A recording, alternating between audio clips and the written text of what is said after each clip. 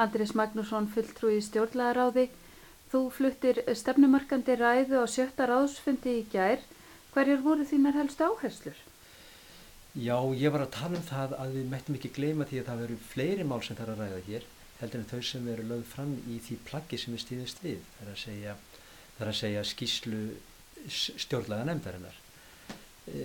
Mér fannst til dæmis of lítið talað það sem hefur verið kallað fjórða valdið, það er að segja fjölmiðlavaldið, sem ég finnst nú eiginlega réttar að kalla fyrsta valdið heldur en fjórða valdið, og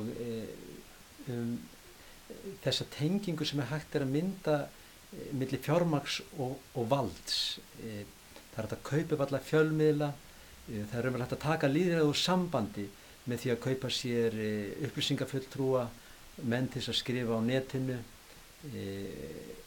og fjölmiðla, sjónvarpsstöðvar og blöð. Það var einn punkturinn.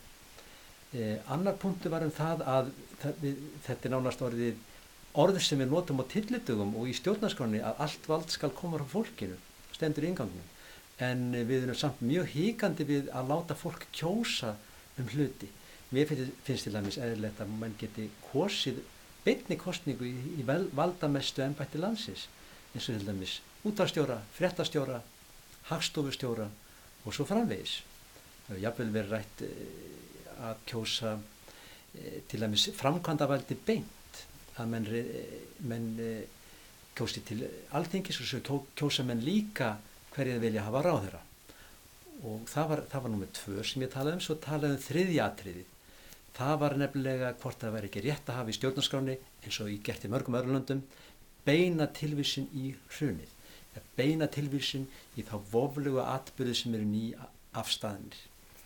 Og kom með nokkrar svona fastmótaða tillögur hvernig þjóðin getur náð fram réttlæti í þeim málum.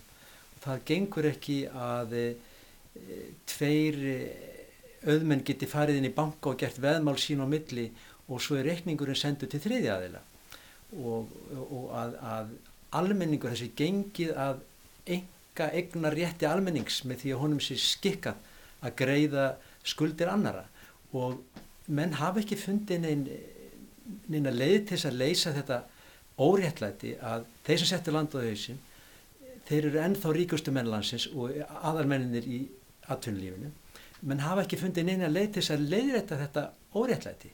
Og stjórnarskrá á einmitt að gæta þess að það sem er stuðlist sé ekki löglegt. Og þess vegna vil ég setja afturvirk ákvæði í stjórnarskrána, þannig að við getum leiðrétt þetta misrétti. Og ég reyna að koma út á netinu þessum upplýsingum nákvæmlega hvernig það verður gert.